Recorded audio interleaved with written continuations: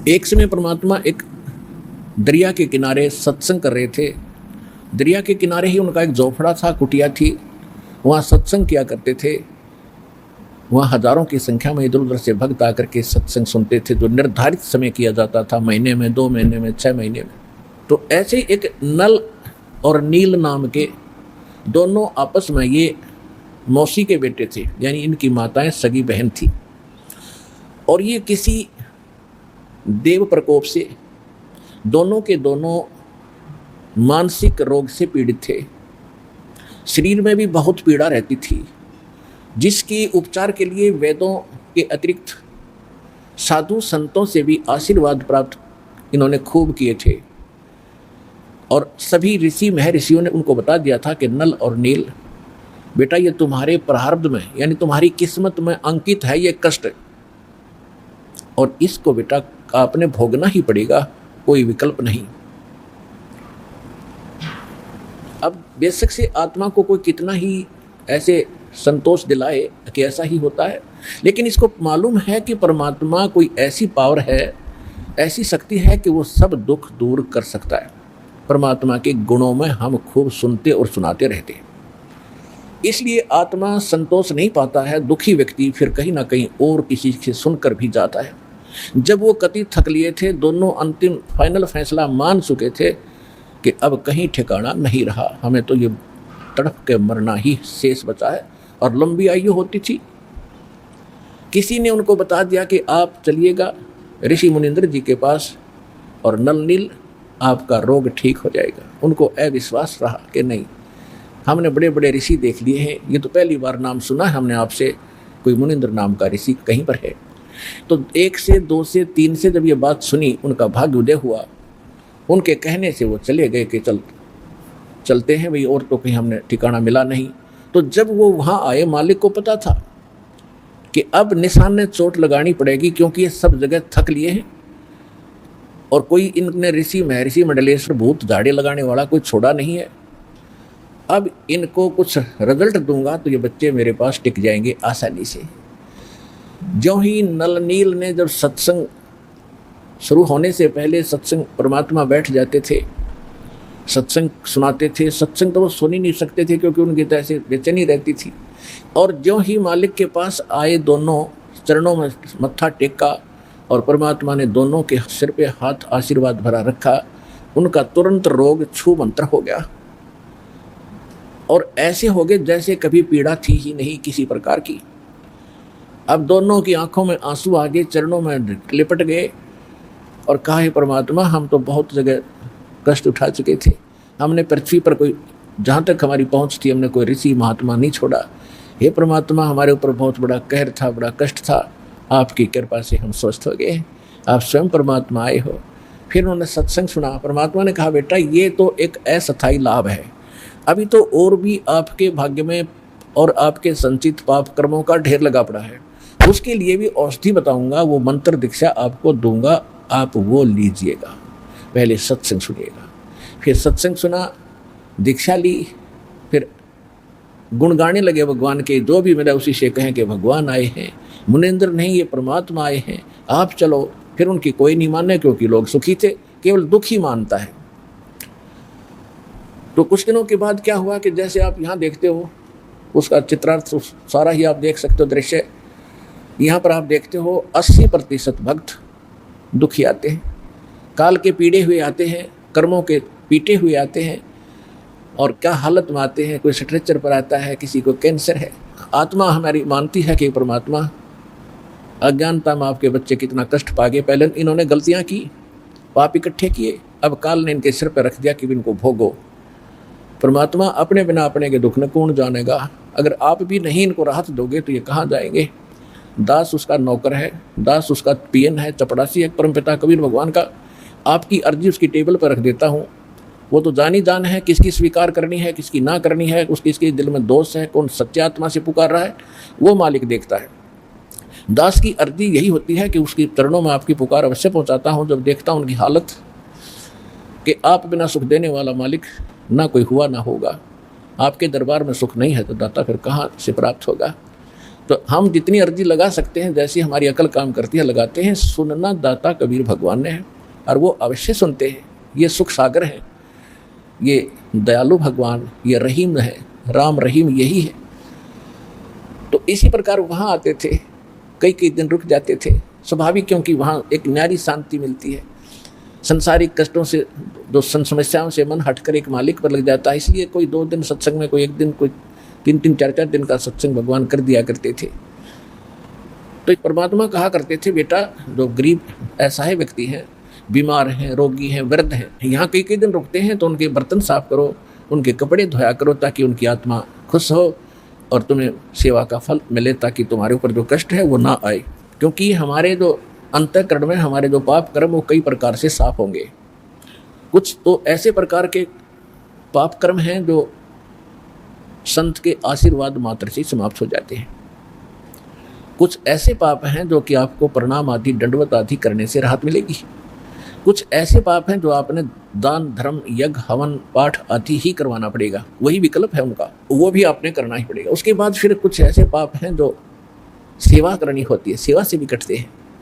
और कुछ ऐसे प्रकार के पाप होते हैं जो केवल नाम के जाप से ही कटेंगे, उनका कोई विकल्प नहीं। तो जैसे एक धोबी के पास कपड़ा जाता है, तो वो देखता है कि इस कपड़े को साफ करना है, तो पहले पानी से धोता है, साबुन लगाता है, उससे भी नहीं साफ होता, फिर ड्राई क्लीन के लिए कोई अन्य केमिकल प्रयोग करता है और उसके सब दाग छुड़ाता है, तब वो उज्जवल होता है।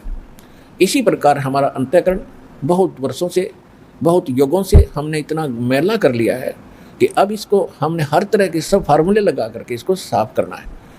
तो परमात्मा कहा करते थे, तो वो भक्त जो दुखी है वो सब सत्य मानते थे और उसका अनुसरण करते थे। तो नल नील तो और ज़्यादा ही दुखी थे, दोनों ने श्रद्धा से सेवा करनी शुरू की।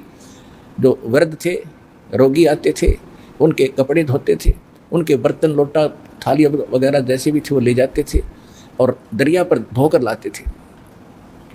वो इतने सीधे साधे और इतने परमात्मा पर समर्पित थे, इतना भाव था उनका कि पहले समय में साबुन वगैरह नहीं था। कपड़ा धोने के लिए पहले जल में भिगो देते थे, दरिया में भिगोकर उनको थोड़ा सा बाहर पत्थर रख देते थे, वो पानी में लहरों से गीले हो जाते, फिर उनको बाद में ऐसे मुक्के मार मार के धोते थे, कोई और तो साधन था ही नहीं। और बर्तनों को भी ऐसे पहले भिगोकर थोड़ी देर के बाद धोने के लिए किनारे रख देते थे, और तब तक वो बैठ जाते थे वृक्ष के नीचे और चर्चा करते थे सत्संग में सुनाई कथाओं का, और फिर अपने दुखों के बारे में कहते थे, ओहो हमें तो भगवान मिल गए और सच्चा ज्ञान मिल गया और सही मंत्र मिल गए, ओहो बड़ा कल्याण हुआ, बड़ी दया करी परमात्मा ने, देखो आज सत्संग में ऐसे सुना रहे थे परमात्मा, सारी सत्य है। ऐसे वो काफ़ी देर तक चर्चा करते थे। फिर उनको याद आता था कि हमने कुछ सेवा भी करनी है, तब तक किसी का कोई कटोरा बह जाता, किसी का कोई कपड़ा खिसक जाता लहरों में, तो उन्हें पता नहीं लगता, वो धो धाकर जितने थे शेष ठा के लाकर सबके रख देते। कहने का भाव ये है, किसी का कटोरा कम, किसी का गिलास गुम हो गया, किसी का धोती, किसी का कुर्ता नहीं पाया, तो सभी दिक्कत मानते थे, दुखी होते थे कि नल नील आप, ये कमीज नहीं मिला, मेरा कटोरा नहीं मिल रहा, मुझे गिलास नहीं मिला। तो 2-4 बार उन्होंने कहा ऐसे हुआ, तो उन्होंने गुरुदेव जी के पास प्रार्थना की कि महाराज ऐसे ऐसे हम दुखी हो लिए, और ये आपके भक्त, श्रद्धा तो बहुत है, लेकिन जो दूसरे सेवादार थे वो बताया करते थे कि ये तो वृक्ष के नीचे बैठ जाते हैं और भिगो कर बर्तनों और कपड़ों को कि बहुत देर में ध्यान देते हैं, वो बह जाते हैं, ये ध्यान नहीं देते। तो परमात्मा ने कहा बेटा ध्यान रखा करो। तो अच्छा जी ध्यान रखेंगे। फिर वैसे ही हो जाती है कि कुछ दुखों का, दुखी किया हुआ प्राणी जो होता है उसका कुछ ऐसा वो स्वभाव सा बना हुआ था, भोले भाला, उनका दिमाग कंडम सा हो गया था, उस समय भी वो ज़्यादा ही भोले टाइप के ही थे।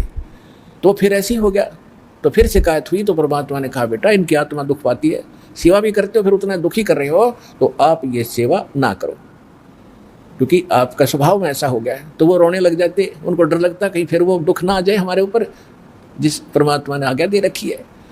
और आज तो ये शायद गुस्से में कह रहे होंगे, फिर रोने लग गए, परमात्मा हमसे सेवा ना छीनो, दाता हमसे सेवा ना छीनो। उनको डर ये था कि कहीं फिर से ना वो कर टूट जाए जो पहले हम दुख पा रहे थे, बुरी तरह रोने लगे। तो परमात्मा ने सोचा भी इनकी श्रद्धा भी बनी रहनी चाहिए। तो परमात्मा ने आशीर्वाद दे दिया कि बेटा जो करो सेवा, आज से तुम्हें आशीर्वाद दे दिया है कि तुम्हारे हाथ से चाहे तुम लोहा भी रख देना, और तो छोड़ो पत्थर, ये तो कुछ हो, चाहे पत्थर भी रख देना बेटा, जल में नहीं डूबेगा। तो वो दोनों जाकर फिर देखने लगे।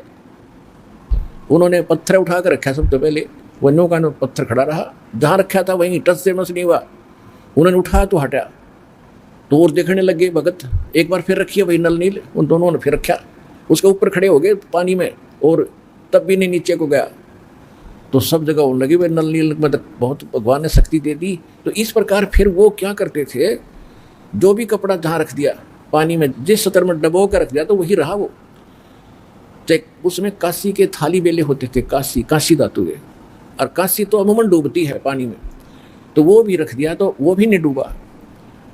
तो इस प्रकार ये जो उनको शक्ति प्राप्त हुई थी, कबीर परमेश्वर उर्फ मुनिंद्र जी की रजा से वो शक्ति, वो सिद्धि प्राप्त थी, जिस कारण से समुद्र पर वो पत्थर नहीं डूबते थे। अब प्रश्न दूसरा उनका ये था कि श्रीलंका में जहाँ राक्षसों का पूरा ग्रुप था, और मंदोदरी और विभीषण, इनके पास ऐसा ज्ञान कहाँ से आ गया? वो इतना समझा रही अपने पति को कि ऐसा ना करो, ऐसा हो जाएगा, ये ऐसी है, ये आम वर्ष औरत नहीं है, ये भगवान की पत्नी है, और रावण मान नहीं रहा। तो इसका उत्तर अब आपको देते हैं। परमेश्वर जब कबीर जी मुनिंद्र नाम से त्रेता में आए हुए थे, इनका अपना विधान है, गोता मारूं स्वर्ग में और जा बैठूं पाताले, गरीबदास ढूंढता फिरूं अपने हीरे मोती लाले। अब 100 साल छिदर मैं करूं अपने जन के काजे, अरणक से पूजो मार दूं मैं नरसिंह धर लूं साज, नदन के रूप बना लूं अपने बच्चे के लिए। तो परमात्मा एक साधु ऋषि रूप में थे ही, श्रीलंका में पहुंच गए, और वहां पर एक चंद्र विजय नाम का एक भाट था, भाट, और उसके परिवार में पुत्र पुत्री, पुत्र वधू, पत्नी, कुल मिलाकर 16 सदस्य थे। और जो चंद्र विजय भाट था वो रावण के पास जाता था। ये भाट लोग क्या करते थे कि अपनी रोजी रोटी के लिए राजाओं के पास जाते थे, राजा लोगों का वो मनोरंजन कराते थे, रिक्रिएशन कराते थे, ऐसे उनके गुण गाते थे, आप राजाधिराज हो, आपके राज में सब सुखी हैं, आपका बड़ा गुणगान हो रहा है, आप बड़े महापुरुष हो, और कुछ चुटकुले आदि सुना कर उनको प्रसन्न रखते थे, गाने गुने गाते थे, गीत सुनाते थे, और राजा लोग उनको उसके प्रतिफल में कुछ इनाम देते थे। इसी प्रकार उसकी पत्नी का नाम था करमवती, और वो मंदोदरी रानी के पास जाती थी, रानी का मनोरंजन कराती थी, ऐसे बुढ़ी अच्छी कहानी कथा सुनाकर, अश्लील बातें सुनाकर रानी को खुश रखती थी। रानी उसको इनाम दे देती थी मंदोदरी। इस तरह उनका गुजारा निर्वाह चल रहा था। एक दिन परमात्मा उस चंद्र विजय भाट के घर से थोड़ी सी दूरी पर, पहले जंगल बहुत होते थे, यानी वन बहुत होते थे, और वनों में कहीं कहीं झोंपड़ी सी सबकी अलग अलग होती थी। एक वृक्ष के नीचे उस रास्ते में बैठ गए जहाँ से चंद्र विजय सुबह सुबह फ्रेश होने के लिए जाता था, और उस समय वो साधु संतों को बड़ा देखकर खुश होता था। चंद्र विजय पिछले संस्कार होते हैं, आदमी किसी भी जाति विशेष में जन्मा है वो उसके संस्कार हैं, लेकिन जो भक्त है, भक्ति बीज पलटे नहीं, चाहे पलट जाओ ब्रह्मांड। तो भक्ति की आस्था उसके अंदर न्यारी थी। बेशक से सारा दिन बकवाद ही सुनता और सुनाता था, लेकिन भक्ति वाले लक्षण भी उसके अंदर विद्वान थे। साधु देखे, चरणों में मत्था टेका, और हे भगवान, आज बड़े भाग्योदय हुआ, मेरा ऋषि जी के दर्शन आज सुबह सुबह हुए, हम दास के लिए कोई सेवा बताओ, हमारे घर पर चलिए भगवान, आज तो बड़ा सौभाग्य मेरा। तो परमात्मा को वो घर ले आए।